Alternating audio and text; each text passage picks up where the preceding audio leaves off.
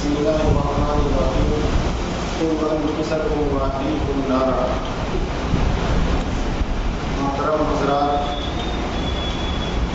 اللہ رب العالمین کا بڑا کرم ہوا، اس پاک پروردگار نے ہم سب کو مغرب کی نماز ادا کرنے کی توفیق عطا فرمائی، اور پھر ساتھ ہی اللہ تعالیٰ نے اپنی اور اپنے حبیب صلی اللہ علیہ وسلم کی باتیں سننے کا تھوڑی دیر موقع عطا فرمایا۔ آپ سب کو معلوم ہے کہ میرا یہاں آنا دراصل محترم جناب ماسٹر اخبار رحمانی صاحب کی وجہ سے ہوا، اس لیے میں محترم ماسٹر صاحب کا بھی مشکور ہوں کہ انہوں نے آپ سب سے ملاقات کا یہ موقع فراہم کیا۔ اللہ تعالیٰ سے دعا کرتا ہوں کہ اللہ رب العالمین ماسٹر صاحب کی زندگی میں، علم میں، صحت میں برکت عطا فرمائے، اور اللہ تعالیٰ نے جو ماسٹر صاحب کو جذبہ دیا ہے دین کے تعلق سے، اس کو اللہ تعالیٰ قائم رکھے۔ اللہ کے رسول صلی اللہ علیہ وسلم نے 4 چیز بننے کا حکم دیا۔ ایک تو یہ کہ عالم بن جائے انسان، دوسرا یہ کہ اگر عالم نہ بن سکے تو متعلم بن کر کے رہے، یعنی اس کی زندگی سیکھنے والی رہے، اور تیسرا یہ کہ اگر عالم اور متعلم نہیں بن سکا ہو تو پھر وہ علماء کی صحبت میں بیٹھنے والا بن جائے، علماء کی صحبت کو اختیار کرے، بزرگوں کی مجلس میں بیٹھنے والا ہو۔ اور اگر کسی کے پاس یہ وقت بھی نہیں ہے تو وہ انسان کم از کم اتنا تو ضرور اپنے آپ میں پیدا کرے، بنائے کہ وہ علماء سے محبت کرنے والا ہو۔ ماسٹر صاحب سے بہت دنوں سے ملاقات ہے، میں یہ کہوں کہ ماسٹر صاحب عالم نہیں ہے تو یہ ذرا عجیب سا ہوگا، لیکن جو جانتے ہیں اس کو دوسروں تک پہنچانے کا جذبہ رکھتے ہیں، اور ہر وقت ماسٹر صاحب کی یہ کوشش ہوتی ہے کہ کوئی بھی عالم ہو، کوئی بھی دین کا جاننے والا ہو تو اس سے ہم کچھ سیکھ لیں، یعنی متعلم بن کر کے رہنا پسند کرتے ہیں۔ اور حدیث میں جو ہے کہ علماء کی صحبت اختیار کرو، علماء کی مجلس میں بیٹھنے والا بن جاؤ، تو میں نے یہ بھی محسوس کیا جب سے ان کو جانتا ہوں کہ الحمدللہ وقت کے اکابر سے ان کا ہمیشہ رابطہ رہا، ان کی مجلسوں میں بیٹھنا ہوا اور ان کی صحبت ان کو نصیب رہی۔ حضرت امیر شریعت حضرت مولانا منت اللہ رحمانی صاحب رحمۃ اللہ علیہ سے بھی ان کی صحبت رہی، اور پھر مفکر اسلام حضرت مولانا محمد ولی رحمانی صاحب امیر شریعت بہار اڑیسہ جھارکھنڈ، ان سے بھی ان کا تعلق رہا، اور ابھی موجودہ امیر شریعت مفکر ملت حضرت مولانا احمد ولی فیصل رحمانی صاحب دامت برکاتہم العالیہ سے بھی ان کا تعلق، ان سے محبت، ان کی مجلس میں آنا جانا، بیٹھنا، کچھ سیکھنا، سمجھنا، یہ سب بزرگوں کے ساتھ ان کے روابط رہے۔ اور نائب امیر شریعت حضرت مولانا شمشاد رحمانی صاحب دامت برکاتہم سے بھی، جو بہار اڑیسہ جھارکھنڈ کے نائب امیر شریعت ہے، ان سے بھی ان کا گہرا تعلق، اور علماء سے محبت۔ یہ خاص بات ہے کہ ہم لوگ زبان سے تو بہت کہتے ہیں کہ عالم سے محبت رکھنی چاہیے، لیکن نبی کریم صلی اللہ علیہ وسلم نے جو یہ چوتھی چیز بتائی، اگر یہ 3 نہ بن سکے تو کم سے کم یہ چوتھی چیز علماء سے محبت کرنے والے بن جاؤ۔ تو الحمدللہ ماسٹر صاحب علماء سے بھی محبت کرنے والے ہیں، اور آپ سب لوگ بھی علماء سے محبت کرنے والے ہیں۔ جب گاؤں میں کوئی ایک آدمی ایسا ہوتا ہے جو بڑا سے جڑتا ہے، ان کی کوشش ہوتی ہے کہ اس گاؤں کا ہر آدمی اللہ والوں سے جڑ جائے، علماء سے محبت کرنے والے ہو جائیں، اور یقیناً جو لوگ علماء سے، دین کے جاننے والوں سے محبت کرنے والے ہوتے ہیں تو اللہ رب العالمین خود ان کو بھی دیندار بنا دیتا ہے، اور ان کی نسل کو بھی دیندار بناتا ہے۔ قیامت تک کے لیے اللہ ان کی نسل کو چن لیتا ہے اور دین پر لگا دیتا ہے۔ بس میرے بھائیوں، اور خاص طور سے جو نوجوان لوگ ہیں، ان کو اپنے بڑوں سے سبق سیکھنا چاہیے کہ یا تو عالم بنے یا متعلم بنے، اور اگر یہ دونوں نہیں بن سکے تو کم از کم علماء کی صحبت میں بیٹھنے والا تو ضرور بنے، اور علماء سے محبت کرنے والا بھی بنے۔ بس تھوڑی دیر کے لیے ہم لوگ یہاں جمع ہوئے ہیں، ہم نے ने आपके सामने कुरान मजीद की एक छोटी सी आयत का टुकड़ा पढ़ा कि वो अनफुसकुम व अहलीकुम नारा, कि अपने आप को और अपने अहल वयाल को जहन्नम से बचाओ। याद रखिए, नबी करीम सल्लल्लाहु अलैहि वसल्लम पर ये कुरान उतरा और आप सल्लल्लाहु अलैहि वसल्लम पूरी ज़िंदगी मुअल्लिम बन करके रहे, दाई बन करके रहे। हम और आप भी नबी करीम सल्लल्लाहु अलैहि वसल्लम की उम्मत में है। हमारा और आपका भी काम ये है कि अपनी ज़िंदगी को, पूरी ज़िंदगी को दावत के ताल्लुक से जोड़ रहे, दाई बन करके ज़िंदगी गुजारें, मुअल्लिम बन करके ज़िंदगी गुजारें। अगर हम जो कुछ सीखे हुए हैं ये दूसरों को सिखाएंगे तो अल्लाह के रसूल ने फरमाया है, खैरुकुम मन तअल्लमल कुरान व अल्लमा, तुम में का बेहतरीन इंसान वो है जो कुरान करीम को सीखे और सिखाए। हम और आपको पूरे तौर पर कुरान करीम का हाफिज होना कुरान को सिखाने के लिए ज़रूरी नहीं है। अगर हमने चंद छोटी छोटी सूरतों को याद कर लिया है तो हमारी जिम्मेदारी ये बनती है कि हम इन चंद सूरतों को अपने किसी और भाई की तरफ मुंतकिल कर दें। अगर हमने अपने दो चार भाई को ये दो चार सूरतें सिखा दिया तो यकीनन हम सब लोगों में बेहतर लोग कहलाने वाले बन जाएंगे, उस टीम में हमारा दाखिला हो जाएगा। मेरे मोहतरम बुजुर्गों, ये ईमान सहाबाए किराम ने बड़ी मेहनत से हासिल की थी, इस वजह से उनको ईमान से बहुत मोहब्बत थी। वो अपनी ज़िंदगी की तमाम नेमतों में सबसे ज़्यादा जो निगरानी करते थे वो ईमान की निगरानी करते थे कि ईमान की नेमत कहीं से हमारे अंदर से कोई कमज़ोर ना हो जाए, कहीं ये नेमत छिना ना जाए, इसकी हर वक्त वो फिक्र करते थे। और ये कब होगा? जब हम लोग ईमान की अहमियत को समझें। याद रखें, आज हम और आपको ईमान आसानी से मिल गया। हम मुसलमान घराने में पैदा हुए, हम मुसलमान बन गए, लेकिन ला इलाहा इल्लल्लाह मुहम्मदुर रसूलुल्लाह पढ़ लेना काफ़ी नहीं होता, बल्कि कलमा के जो तकाज़े हैं उसके मुताबिक अगर हम ज़िंदगी गुजारेंगे तो हमारे लिए बड़ी कामयाबी होगी, वरना हम सिर्फ नाम के मुसलमान कहलाएंगे, काम के मुसलमान नहीं हो सकते हैं। तो सबसे पहले तो ये समझिए कि एक इंसान को अल्लाह रब्बुल आलमीन दुनिया की तमाम नेमतों से नवाज दे। एक इंसान को अल्लाह ताला दुनिया की तमाम नेमतों से नवाज दे, उनको साहिबे जायदाद भी बना दे, बेहतरीन मकान भी दे दे, गाड़ियाँ भी दे दे, इज़्ज़त और शोहरत भी दे दे, लेकिन अगर उस इंसान को अल्लाह ने ईमान नहीं दिया तो यकीनन वो इंसान इस दुनिया में भी सबसे नुकसान और खसारे में है और आखिरत में भी वो बड़ी नाकामी में है। लेकिन एक इंसान वो है जिसको अल्लाह रब्बुल आलमीन ने दुनिया में तो कुछ नहीं दिया लेकिन ईमान दे दिया और ईमान पर चलने वाला इंसान उसको बना दिया, तो यकीन जानिए ये इंसान इस दुनिया में भी कामयाब है और आखिरत में भी बड़ी कामयाबी है।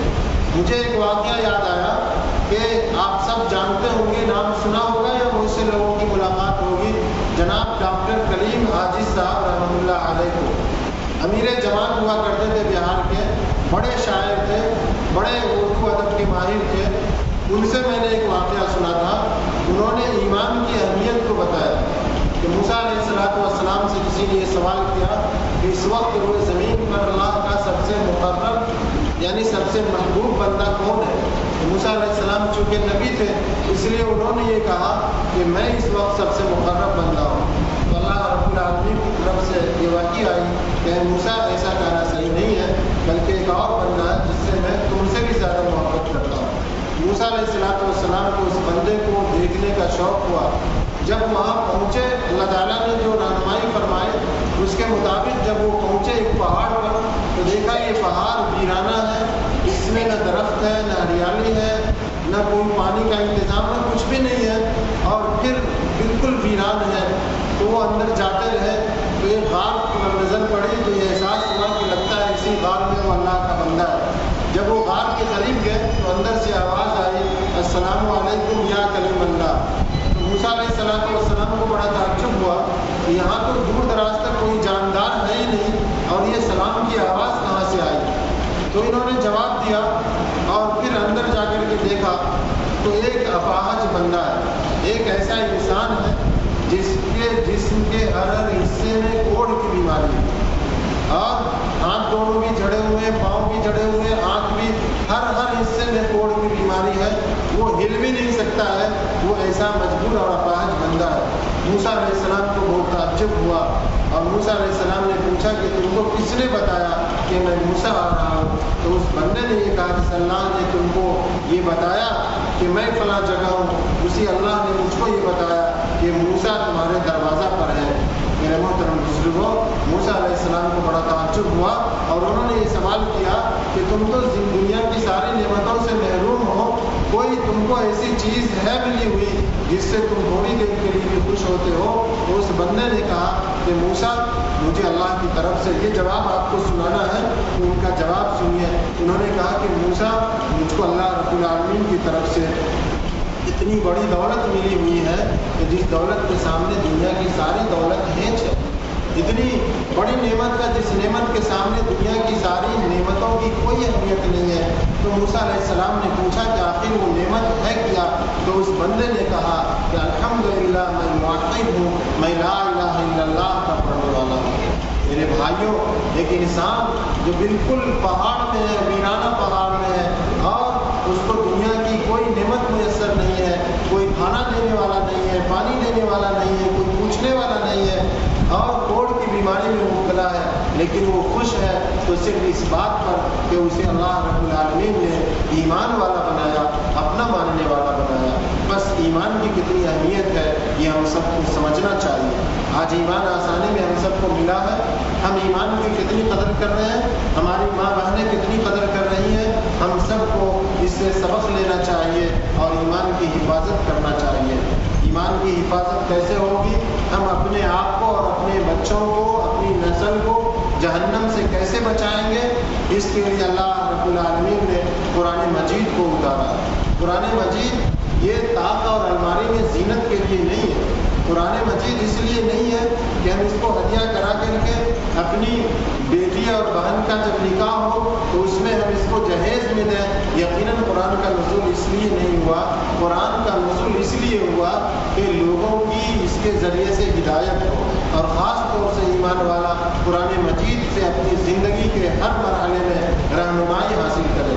ज़िंदगी का कोई एक ऐसा हिस्सा नहीं है जिसमें कुरान हमारी रहनुमाई नहीं करता है। बस मेरे भाइयों, अपने आप को कुरान करीम से अपना रिश्ता मजबूत कीजिए, कुरान करीम से मोहब्बत कीजिए और मोहब्बत का सबसे पहला तकाज़ा ये है कि हम सब कुरान करीम का एहतराम करने वाला बन जाए, कुरान करीम का सीखने वाला बन जाए, कुरान करीम को सिखाने वाला बन जाए। और जब इंसान कुरान करीम को सीखेगा और सिखाएगा तो अल्लाह तबारक व तआला ऐसे बंदों के दिल में नरमी डाल देगा। और ये नरमी किस चीज़ की होगी? ये नरमी इस चीज़ की होगी कि अल्लाह उसके लिए आसानी पैदा फरमा देगा कि वो दीन के तमाम मामलात में अल्लाह के अहकाम के मुताबिक ज़िंदगी गुजारे, अपनी ज़िंदगी का हर कदम अल्लाह के कानून के मुताबिक गुजारे। और जो बंदा ऐसा करना शुरू कर देगा उसके लिए बड़ी कामयाबी है। अल्लाह ताला फरमाता है, मैं युतिल्लाह व रसूलहु फ़क़द फ़ाज़ फ़ौज़न अज़ीमा। जो अल्लाह और अल्लाह के रसूल सल्लल्लाहु अलैहि वसल्लम की बातों को मानकर इस दुनिया में ज़िंदगी गुजारेगा उसके लिए बड़ी कामयाबी है। तो सबसे पहला पैगाम आज आपकी मस्जिद से ये है कि हम सबको अपना रिश्ता कुरान करीम से जोड़ना चाहिए। बताइए, इतने सारे लोग हैं कि हम अपनी बच्ची के जहेज़ में बहुत सारी चीज़ें देते हैं और ये चीज़ें इसलिए देते हैं ताकि दुनिया में उनको आराम पहुँचे, ताकि दुनिया में उनको सहूलत पहुँचे। मसलन हम उनके लिए फ्रिज देते हैं, हम उनके लिए वॉशिंग मशीन देते हैं, हम उनके लिए कूलर देते हैं और बहुत सारी मशीनें देते हैं जिससे हमारी बच्ची को आसानी हो। जब हम ये सब सामान खरीद करके लाते हैं तो ससुराल भेजने से पहले अपनी बच्ची को ये सब सामान वो कैसे इस्तेमाल करेगी, ये चीज़ों को वो कैसे घर में इस्तेमाल करेगी, ये सब हम सिखाते हैं, बताते हैं और ये हम जहेज़ में दे रहे हैं। ये वो चीज़ है जो चंद वक्त के लिए, थोड़ी देर के लिए हमारी बहन बेटी को आराम पहुंचाएगा। और इसी के साथ साथ हम जहेज़ में कुरान करीम भी देते हैं। लेकिन कोई बाप अपनी बेटी को, अपनी बहन को, कोई भाई ये नहीं बताता है कि हमने जहाँ ज़िंदगी में तुम्हारे आराम और राहत के लिए बहुत सारे सामान दिए हैं, वहीं इसमें एक किताब दिया। और ये वो किताब है जिसने तुमको बनाया है, पैदा किया है उसने ये किताब दी है। आप याद रखिए, हम मोबाइल ख़रीदते हैं, मोबाइल में एक छोटी सी किताब दी जाती है, उस किताब की रोशनी में हम मोबाइल चलाते हैं, उसमें सारे ज़ाब्ते और सिस्टम लिखे रहते हैं।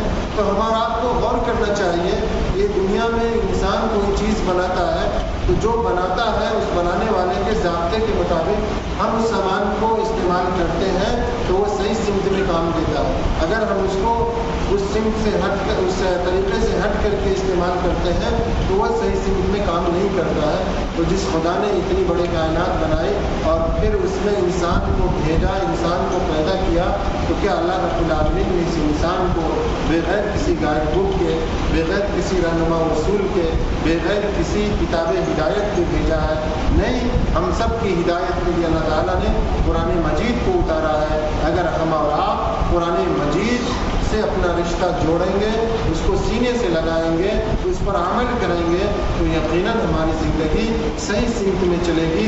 और अगर हम उससे हट करके अपना वक्त गुजारेंगे, अपनी ज़िंदगी गुजारेंगे, तो हमारा घर भी बर्बाद होगा, हमारा समाज भी बर्बाद होगा, महल्ला भी बर्बाद होगा और ईमान भी हमारे सीने से चला जाएगा।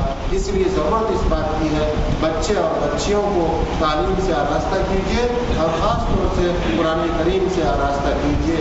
जब कुरान का इल्म आ जाएगा तो यकीनन वो अनफुसकुम व अहलिकुम नारा पर अमल शुरू हो जाएगा। इंसान खुद भी जहन्नम से बचा लेगा और अपनी औलाद को भी बचाएगा, अपनी नस्ल को भी बचाएगा। अल्लाह रब्बुल आलमीन हम सबको इसकी तौफीक अता फरमाए। मोहतरम बुजुर्गों, हम और आपने कुरान करीम के बाज़ हिस्सों पर अमल करना शुरू किया और बाज़ हिस्सों को सोचा कि ये सिर्फ तिलावत के लिए, ये पढ़ने के लिए, ये समझने के लिए, ऐसा नहीं होगा। अल्लाह ताला ने फरमाया उदखुलू फिस्सिल्म काफ़ा, इस्लाम में मुकम्मल तौर पर दाखिल हो जाओ। दीन के चंद अहम शोबे होते हैं, मसलन एक है इबादत, एक है ईमानियात, एक है मुआशरत, एक है आदाब, एक दूसरे के साथ मामलात करना। और ये जो मामलात हैं, ये मामलात में हम लोग बहुत पीछे नज़र आते हैं। यानी अजान होती है तो मुसलमान आके नमाज़ पढ़ लेता है, वहाँ बेटी माएँ अपने घरों में नमाज़ पढ़ लेती हैं। जब रमज़ान आता है तो हम रोज़े रख लेते हैं। जिन भाइयों पर ज़कात वाजिब है वो ज़कात भी अदा कर देते हैं। लेकिन जब भाइयों में आपस में कभी किसी ज़मीन के मामले में इख्तिलाफ़ हो जाता है, भाइयों का कभी किसी कर्ज के मामले में इख्तिलाफ़ हो जाता है, वसीयत के मामले में इख्तिलाफ़ हो जाता है, या मियाँ बीवी के ताल्लुक़ से कभी कोई इख्तिलाफ़ हो जाता है, तो हम लोग कुरान करीम को छोड़ करके दूसरा रास्ता इख्तियार करते हैं जो बिल्कुल सही नहीं है। अल्लाह रब्बुल आलमीन ने जहाँ नमाज का हुक्म दिया, रोज़े का हुक्म दिया और इबादत का हुक्म दिया, वहीं अल्लाह ताला ने ये फरमाया फ़इन तनाज़अतुम फ़ी शैइन फरुद्दूहु इलल्लाहि व रसूल, ईमान वालों अगर आपस में इख्तिलाफ़ हो जाए, झगड़ा हो जाए, तो अल्लाह और रसूल की तरफ आओ। और रसूलुल्लाह को ये हुक्म था फ़ाकुम बैनहुम बिमा अंज़लल्लाह, कि आप लोगों के दरमियान उनके झगड़े, उनके इख्तिलाफ़ात कुरान मजीद से हल किया करें। अल्लाह के रसूल सल्लल्लाहु अलैहि वसल्लम मस्जिद नबवी में होते थे और सहाबा में अगर कभी कोई इख्तिलाफ़ हो जाता तो वो फ़ौरन अल्लाह के रसूल के पास आते और अल्लाह ताला कुरान की रोशनी में, अल्लाह के रसूल सल्लल्लाहु अलैहि वसल्लम कुरान की रोशनी में उनके मामलात को हल कर दिया करते थे। आज मोहतरम बुजुर्गों, हम और आपका ईमान सहाबा के ईमान से ज़्यादा मजबूत नहीं है। हम अल्लाह के रसूल सल्लल्लाहु अलैहि वसल्लम से सहाबा के मुकाबले में ज़्यादा करीब नहीं है। सहाबा तो अल्लाह के रसूल सल्लल्लाहु अलैहि वसल्लम से बहुत ही ज़्यादा मोहब्बत करने वाले थे और आप सल्लल्लाहु अलैहि वसल्लम की बातों पर अमल करने वाले थे और किस तरह वो अपने मामलात को भी कुरान और हदीस की रोशनी में हल करते थे। आज हमारे दरमियान अगर कभी कोई इख्तिलाफ होता है तो हम फ़ौरन दूसरी जगह चले जाते हैं। हमारा काम तो ये था कि हम उस कानून का सहारा लेते जो कानून हमेशा से है और हमेशा रहने वाला है। ये कुरान करीम अल्लाह का कानून है और अल्लाह ताला ने हमको पैदा किया। अल्लाह जानता है कि इनके दरमियान जो ये झगड़ा हुआ, ये इख्तिलाफ हुआ है, ये झगड़ा किस कानून के तहत हल होगा। हमारी जिम्मेदारी तो ये है कि हम फ़ौरन अपने बासलाहियत उलमा के पास आएँ, अपने समाज के ज़िम्मेदारों के पास आएँ और मामलात को आपस में बैठ करके हल कर लें। अगर वहाँ हल ना हो तो दारुल क़ज़ा में चले जाए और गाँव के ज़िम्मेदारों को इस बात की कोशिश करनी चाहिए। जब हम इस बात की कोशिश करेंगे तो अल्लाह रब्बुल आलमीन ने ये सबसे पहले फरमाया कुरान में अस्सुलहु खैर, कि सुलह में बेहतरी है। हम आपस में लड़ते रहेंगे, झगड़ते रहेंगे, इसमें बेहतरी नहीं है। अल्लाह ताला ने फरमाया कि अगर सुलह कर लो दोनों फरीक तो ये बेहतरी है, ये अच्छा काम है। اور رسول اللہ سے مروی ہے، حضرت عبداللہ بن مسعود سے روایت ہے کہ وہ فرماتے ہیں کہ اگر دو مسلمان کا معاملہ، دو بھائی کا معاملہ ایک انسان اللہ کی رضا کے لیے اگر حل کرا دے تو اللہ تعالیٰ اسے 60 اور 70 سال کی نفلی عبادت سے بڑھ کر کے ثواب دے گا۔ بس یہ ہماری ذمہ داری بنتی ہے کہ ہم لوگوں کو اولاً تو اختلاف نہیں کرنا چاہیے، جھگڑا نہیں کرنا چاہیے، لیکن ہم انسان، اللہ نے ہمیں جھگڑالو پیدا ہی کیا، جلد باز پیدا کیا ہے۔ ہم یقیناً جھگڑا کر بیٹھتے ہیں تو جھگڑا ہو جانا برا نہیں ہے، جھگڑے کو باقی رکھنا یہ برا ہے، یہ اللہ اور اللہ کے رسول کے نزدیک ناپسندیدہ ہے۔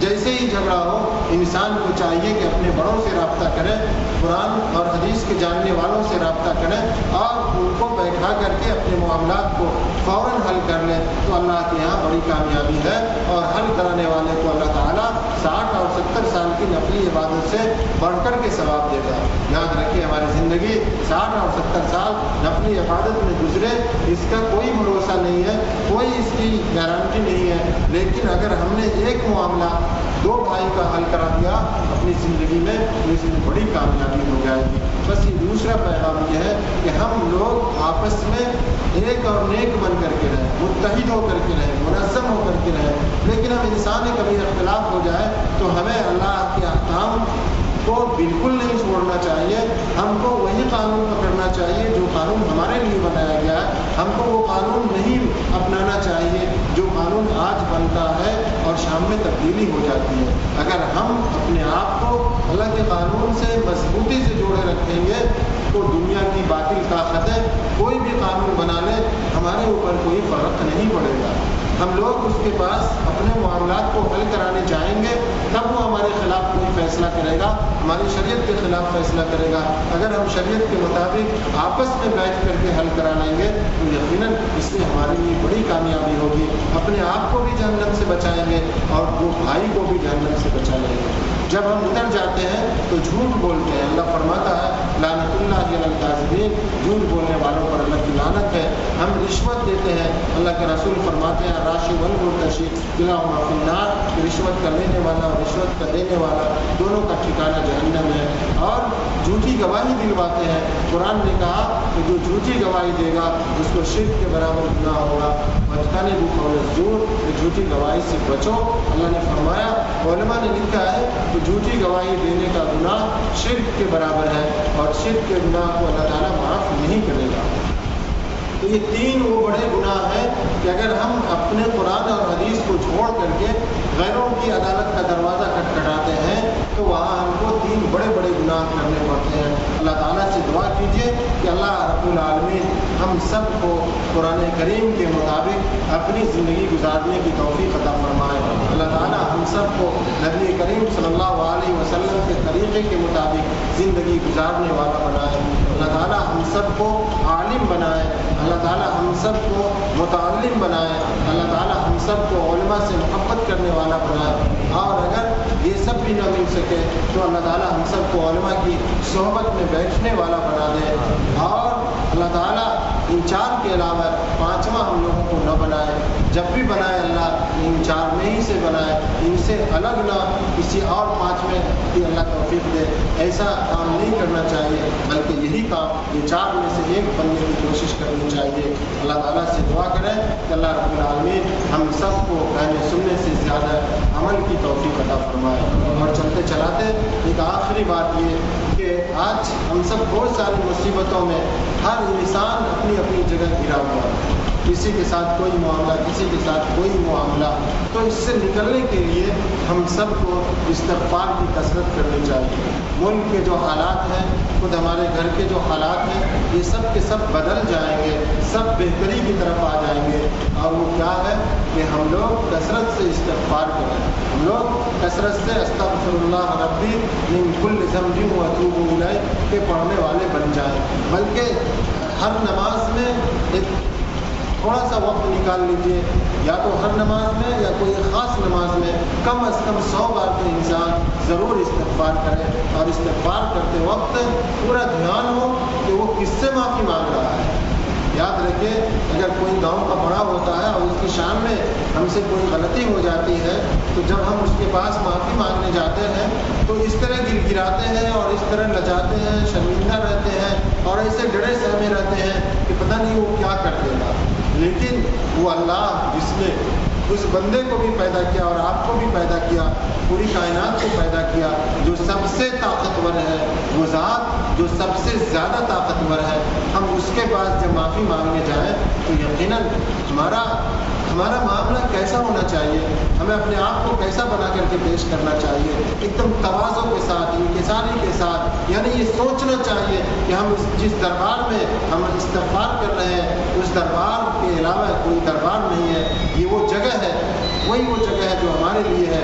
अगर हमने इस्तिग़फ़ार की कसरत कर ली अपने अंदर तो यकीनन हमारे लिए कामयाबी होगी। मैं एक छोटा सा वाक़या सुनाकर अपनी बात खत्म करता हूँ कि इस्तिग़फ़ार की कैसी बरकत है। ये मशहूर वाक़या है और ये खाना काबा के दरो दीवार में, वहाँ हरमैन शरीफैन में जगह जगह ये लिखा हुआ है, चस्पा हुआ किया हुआ ये वाक़या है। ये सिर्फ सबक के लिए कि मोमिन इस वाक़या से सबक ले और इस्तिग़फ़ार की कसरत करे। इमाम अहमद इब्न हम्बल रहमतुल्लाह अलैह बड़े इमाम गुज़रे हैं, 4 इमाम में से एक है। इमाम अहमद इब्न हम्बल रहमतुल्लाह अलैह बगदाद की मस्जिद में किसी काम से गए, इत्तेफाक से जिनसे मिलना था वो नहीं आए, शाम हो गई, मगरिब की नमाज के बाद सोचा कि अब इशा के बाद, इशा में हो सकता है उससे मुलाकात हो जाए, लेकिन वो इंसान इशा में भी नहीं आया। तो इमाम अहमद इब्न हम्बल रहमतुल्लाह अलैह वहाँ के लिए नए थे, उन्होंने सोचा अब रात कहाँ गुजारूँ, यही मस्जिद में सो जाता हूँ। मस्जिद के कोने में एक चादर बिछाई और सो गए। लेकिन मुअज्जिन जब दरवाज़ा बंद करता हुआ वहाँ तक पहुँचा तो कहा कि बड़े मियाँ ये मस्जिद है, ये अल्लाह का घर है, ये सोने की जगह नहीं है, यहाँ से निकलो। और उन्होंने मस्जिद से उनको निकाल दिया। उसको पता नहीं था कि ये बड़े इमाम हैं, ये कौन है, वो मुअज्जिन नहीं जानता था। वो जैसे आपकी मस्जिद है और इसके नीचे कुछ जीने हैं, इमाम अहमद इब्न हम्बल रहमतुल्लाह अलैह उस जीने पर जा कर के सो गए। जब ये वो दरवाज़ा जो बाहर का आपका सहन का वो बंद करने गया तो देखा कि बड़े मियाँ यहाँ आकर के सो गए हैं। उसने इमाम अहमद इब्न हम्बल रहमतुल्लाह अलैह का पाँव पकड़ा और घिसेटते हुए एक बगल में गड्ढा था, उस गड्ढा में जाकर धकेलना शुरू किया और ये कहा, बड़े मियाँ मैंने तुमको समझाया कि ये मस्जिद है, ये अल्लाह का घर है, ये इबादत के लिए, सोने के लिए है, फिर भी तुमने मेरी बात नहीं मानी। वहाँ पर एक नान भाई जो रोटी बना रहा था, रात भर रोटी बनाता था और उसमें रोटी बेचता था।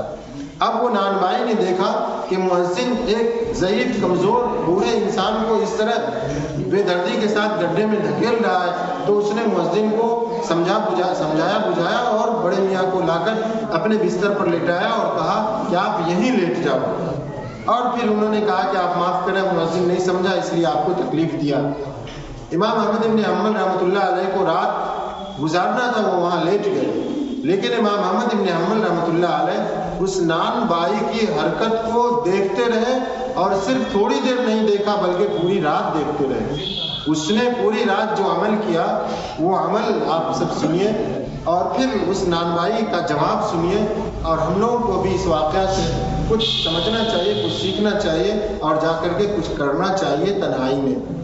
इमाम अहमद इब्न हम्बल रहमतुल्लाह अलैह ने देखा कि ये नान भाई आटा निकालता है तो कहता है अस्तगफिरुल्लाह, जब पानी डालता है उसमें तो कहता है अस्तगफिरुल्लाह, जब उसको गूंदता है तो कहता है अस्तगफिरुल्लाह, जब उसका वो गोल सा वो कुइया बनाता है तो कहता है अस्तगफिरुल्लाह, फिर जब रोटी बनाता है तो अस्तगफिरुल्लाह, जब उसको तंदूर में डालता है तो अस्तगफिरुल्लाह, निकालता है तो अस्तगफिरुल्लाह। और ये रात भर ये अमल वो करता था। जब अजान होने वाली थी तो अजान से कुछ कबल बूढ़े मियाँ ने, एक बड़े नान भाई ने कहा कि बड़े मियाँ उठ जाओ, अब अजान होने वाली है। बड़े मियाँ तो रात भर सोए नहीं थे, वो तो उनके अस्तगफिरुल्लाह के विर्द में लगे हुए थे कि ये रात भर ये क्या अमल कर रहा है, अस्तगफिरुल्लाह अस्तगफिरुल्लाह पढ़ रहा है। इमाम अहमद इब्न हम्बल रहमतुल्लाह अलैह एक बड़े मुहद्दिस, बड़े फ़क़ीह, बड़े मुफस्सिर थे, बड़े इमाम थे और बड़े अल्लाह वाले थे। इमाम अहमद इब्न हम्बल रहमतुल्लाह अलैह इस वाक़या को यूं ही नहीं छोड़ सकते थे। जब उसने इमाम साहब को उठाया और कहा कि अब अजान हो गई, मस्जिद चलो, तो इमाम अहमद इब्न हम्बल रहमतुल्लाह अलैह ने कहा कि नान भाई मैं मस्जिद तो चला जाऊंगा, लेकिन पहले ये बताओ कि तुम ये रात भर ये अमल अस्तगफिरुल्लाह जो करते रहे, इससे तुमको क्या फ़ायदा मिलता है, क्या हासिल है इसका।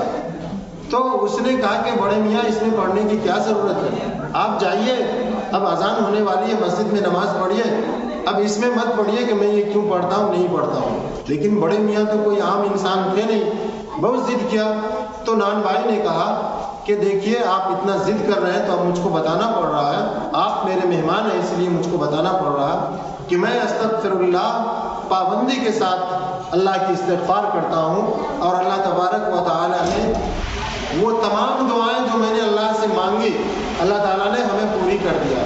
کوئی ایسی ایک دعا نہیں ہے جو اللہ تعالیٰ نے قبول نہیں کیا ہو اور رد کر دیا ہو، اور اسی استغفار کی برکت ہے کہ آج اللہ رب العالمین نے میرے بچوں کو، میری اولاد کو بغداد کے بڑے بڑے مناصب پر فائز کیے ہیں۔ بغداد میں بڑی بڑی حویلیاں ہیں میرے پاس، اور میرے بچے بہت ہی خوشحال ہیں، اور جو بھی دعا میں نے اللہ سے مانگی اللہ نے قبول کیا۔ بس بڑے میاں صرف ایک تمنا اور ایک دعا اور آخری خواہش ہے، اور وہ خواہش ابھی میری پوری نہیں ہوئی ہے۔ اللہ کی ذات سے امید ہے کہ اللہ رب العالمین ہماری وہ تمنا بھی پوری کر دے گا، وہ خواہش بھی پوری کر دے گا۔ میں اللہ سے صرف یہ امید لگائے ہوا ہوں کہ اللہ میری یہ آخری تمنا موت سے پہلے کر دینا، پوری کر دینا، اس کے بعد میری موت دینا۔ امام احمد بن حنبل رحمۃ اللہ علیہ نے بہت ہی عاجزی اور انکساری کے ساتھ اس نان بھائی سے پوچھا کہ آخر وہ کون سی تمنا ہے، وہ کون سی دعا ہے، وہ کون سی تمہاری خواہش ہے جو اللہ تعالیٰ نے اب تک پوری نہیں کی۔ انہوں نے کہا کہ اب اس میں آپ کیوں پڑے ہوئے ہیں؟ تو امام صاحب نے کہا کہ نہیں بتاؤ وہ کون سی تمنا ہے، وہ کون سی دعا ہے؟ تو بڑے میاں نے کہا کہ میری یہ آخری خواہش تھی، یہ آخری تمنا ہے کہ اللہ موت سے پہلے وقت کے سب سے بڑے محدث، سب سے بڑے مفسر، سب سے بڑے امام احمد ابن حنبل رحمۃ اللہ علیہ سے میری ملاقات کرا دینا۔ اب جب اس نان بھائی نے یہ کہا تو امام احمد ابن حنبل رحمۃ اللہ علیہ کی آنکھوں سے آنسو جاری ہو گئے، اور امام احمد ابن حنبل رحمۃ اللہ علیہ بےساختہ رونے لگے۔ اب نان بھائی گھبرا گیا کہ میں نے اپنے مہمان کو کیا کہہ دیا کہ یہ مہمان اتنا رونے لگا، یہ اتنا پریشان ہونے لگا۔ تو نان بھائی نے معافی مانگنا شروع کیا اور کہا کہ میں نے آپ کو کیا کہہ دیا، آپ نے مجھ سے ضد کی، اصرار کیا تو میں نے آپ کو بتا دیا، اب آپ کیوں رو رہے ہیں؟ تو امام صاحب رحمۃ اللہ علیہ نے بڑی سنجیدگی کے ساتھ یہ جواب دیا کہ میرے بھائی، مؤذن نے جو میرے ساتھ وہ بدتمیزی کیا اس میں مؤذن کا کوئی قصور نہیں تھا، دراصل یہ تمہارے استغفر اللہ اور یہ استغفار کی کثرت کی برکت تھی، وہ تمہاری وہ آخری دعا تھی، آخری خواہش، وہ آخری تمنا تھی جو اللہ کو پورا کرنا تھا۔ اگر میں مسجد میں سو جاتا تو تمہاری ملاقات امام احمد ابن حنبل سے نہیں ہوتی، میرا ہی نام احمد ابن حنبل ہے۔ اب یہ نان بھائی جو سال سے امام احمد ابن حنبل رحمۃ اللہ علیہ کی ملاقات کا منتظر تھا، جو روز دعائیں کرتا تھا، اور امام احمد ابن حنبل رحمۃ اللہ علیہ کو اپنے وہ پھٹے پرانے بستر پر لٹائے رکھا، اور اب ان کی گھبراہٹ شروع ہو گئی کہ جس انسان کی دیدار اور ملاقات کے لیے میں برس سے دعا کرتا رہا اور وہ انسان رات بھر میرے پاس رہا اور میں کوئی قدر نہیں کر سکا، وہ اپنی اس جگہ سے جہاں سے وہ روٹی بنا رہا تھا وہ چھلانگ لگایا اور گلے سے لپٹ گیا، رونے لگا، بلکنے لگا اور کہا کہ حضور مجھ کو معاف کر دیجئے، میں جس انسان کی تلاش میں برس سے تھا اور وہ انسان کی میں قدر نہیں کر سکا۔ میرے محترم بزرگوں، یہ ہے دراصل استغفار اور استغفر اللہ ربی من کل ذنب واتوب الیہ کی برکت۔ اس لیے یہ بہت ہی چھوٹی سی چیز ہے، بہت بڑی چیز نہیں ہے۔ ہماری بہن بیٹیاں بھی، مائیں بھی، وہ جہاں بھی رہیں اگر استغفار کرتی رہیں، ہم جہاں بھی رہیں استغفار کرتے رہیں۔ اگر ہم کاروباری ہیں،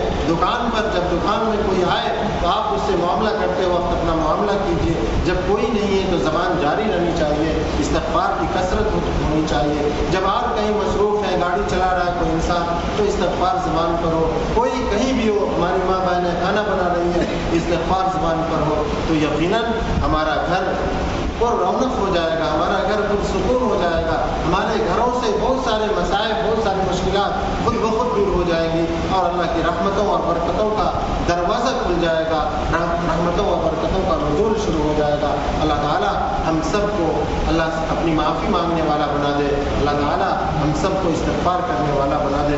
ربنا تقبل منا انك انت السميع العليم وتب علينا انك انت التواب الرحيم۔ بسم الله الرحمن الرحيم اللهم صل على محمد وعلى ال محمد كما صليت على ابراهيم وعلى ال ابراهيم انك حميد مجيد اللهم بارك على محمد وعلى ال محمد كما باركت على ابراهيم وعلى ال ابراهيم انك حميد مجيد. اللهم انت الصلاه وانت السلام تبارك وتعالى الجلال والاكرام. ربنا ظلمنا انفسنا وان لم تغفر لنا وترحمنا لنكونن من الخاسرين. اللهم صل وبارك على اللهم تبارك وتعالى معاف اللهم صل بشوق ولا نور فرماتی. اللهم صل گناہوں کے سمندر میں ڈوبے ہوئے ہیں. اللہ سے نکال کر نیکی کے سمندر میں ڈال دیجیے. اے مولا کریم ہم سب کو ایک اور ایک بن کر زندگی گزارنے کی توفیق عطا فرما دیجیے.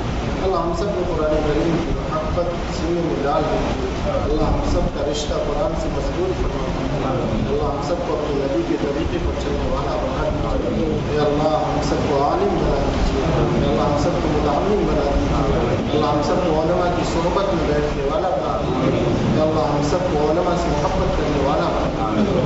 اے مولا کریم ہم سب کو قرآن کریم سیکھنے اور سکھانے کی توفیق عطا فرما دیجیے. اللہ ہم سب کو اپنی نسلوں کی حفاظت کرنے والا بنا دیجیے. اللہ ہم سب کو پورے قرآن پر اور پوری شریعت پر عمل کرنے والا بنا دیجیے. اللہ ہم سب کو استغفار کی کثرت کرنے والا بنا دیجیے. اللہ کثرت سے اللہ ہم سب کو استغفار کرنے کی توفیق عطا فرما دیجیے. اے مولا کریم استغفار کی جتنی ساری برکتیں ہیں اور آپ نے جو قرآن میں بشارتیں سنائی ہیں اے اللہ وہ سب ہم سب کو استغفار کی توفیق دیجیے اور پھر وہ سب بشارتیں بھی نصیب فرما دیجیے. اے اللہ ہم سب کو شر و فتن سے بچا لیجیے. اے اللہ ہر طرح کی مصائب سے بچا لیجیے. اے اللہ ہم سب کے رزق میں برکت عطا فرما دیجیے. گھروں میں وسعت عطا فرما دیجیے. عمر میں صحت میں برکت عطا فرما دیجیے. اے اللہ ہم سب کی جان مال عزت و آبرو اور ایمان کی حفاظت فرما دیجیے. اے مولا کریم باقی طاقت ہے کہ اللہ ہم سب کے ایمان کے در پہ ہیں. اے اللہ ہم سب کے ایمان کی حفاظت فرما دیجیے. اے اللہ ہر جگہ ایمان چھننے کا خطرہ رہتا ہے. اے اللہ ان تمام خطرات سے ہم سب کے ایمان کی حفاظت فرما دیجیے. اے اللہ ہمارے بچے اللہ جہاں بھی تعلیم حاصل کریں, ہماری بچیاں جہاں بھی تعلیم حاصل کریں, اے اللہ آپ کے حفظ و امان میں رہیں. اے اللہ آپ ان کے دین کی حفاظت فرما دیجیے. اے اللہ تمام مدارس مکاتب مساجد اور مقابر کی حفاظت فرما دیجیے. اے اللہ اس ملک میں اے اللہ ایمان والوں کا بول بالا فرما دیجیے. اے اللہ ہماری وہ عزت وہ شہرت اے اللہ جو اس ملک میں تھی وہ واپس ادا فرما دیجیے. اے اللہ ہم سب کو کتاب و سنت سے جوڑ دیجیے. اے اللہ ہم سب میں اتحاد عطا فرما دیجیے. اے مولا کریم ہم نے جو دنیا سے جا چکے اللہ ہم سب کی مغفرت فرما دیجیے. ہم کے درجات بلند فرما دیجیے. مولا کریم یہاں سامنے میں اے اللہ قبرستان بھی ہے. اے اللہ اس میں جتنے سارے مرحومین ہیں اے اللہ اپنے فضل سے ان سب کی مغفرت فرما دیجیے. ان کے درجات بلند فرما دیجیے. ہم کو نور سے منور فرما دیجیے. جنت کی تیاریوں میں سے شامل فرما دیجیے. ربنا تقبل دعاء انك انت السميع العليم وتب علينا انك انت التواب الرحيم. وصلى الله على محمد وعلى اله وصحبه اجمعين برحمتك يا ارحم الراحمين.